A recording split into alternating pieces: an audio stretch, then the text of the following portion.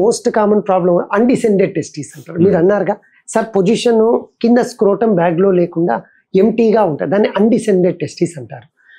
ఆ బాబు ఎప్పుడైనా సరే వాళ్ళ మదర్ ప్రెగ్నెంట్గా ఉన్నప్పుడు 9th మంత్ అయ్యి లోపల అవి టెస్టిస్ కిందికి, అంటే కిడ్నీ కింద వాటి ప్రొడక్షన్ స్టార్ట్ అయ్యి టెస్టిస్ తన జర్నీ చిన్నగా వస్తూ కిందికి వచ్చేస్తుంది. అది 9th మంత్ జరుగుతుంది.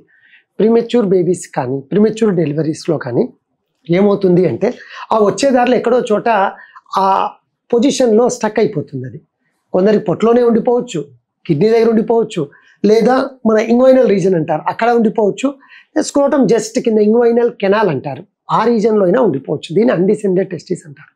ఖచ్చితంగా చిన్నప్పటి నుంచి పేరెంట్స్ చూస్తూ ఉండాలి. ఎందుకు చూస్తూ ఉండాలి? ఏం సార్ ఎక్కడ ఉంటే ఏముంది, ఇప్పుడు బయట ఉన్నాయి లోపల ఉన్నాయి కదా, ఉంటే ప్రాబ్లం ఏంటి, ఎందుకు గమనించాలి అని మీకు చిన్న అనుమానం రావచ్చు.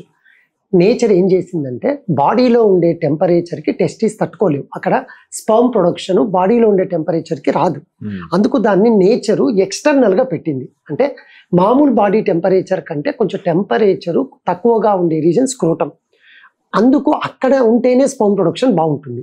సో అన్డిసెండెడ్ టెస్టిస్ పొజిషన్ మారి ఎక్కడో పైన ఉన్నాయనుకోండి, రేపు పొద్దున ఫ్యూచర్లో అబ్బాయికి స్పర్మ్ కౌంట్ తగ్గడము, లేదా చాలామందికి అన్డిసెండెడ్ టెస్టిస్లో 90% కేసెస్లో 0 స్పర్మ్ ఉంటుంది, స్పర్మ్ ప్రొడక్షన్ తగ్గిపోతుంది. మీరు తీసుకునే అదే మందులు, అదే నాణ్యమైన మందులు మెడ్ ప్లస్ బ్రాండ్స్ పై సగం ధరకే.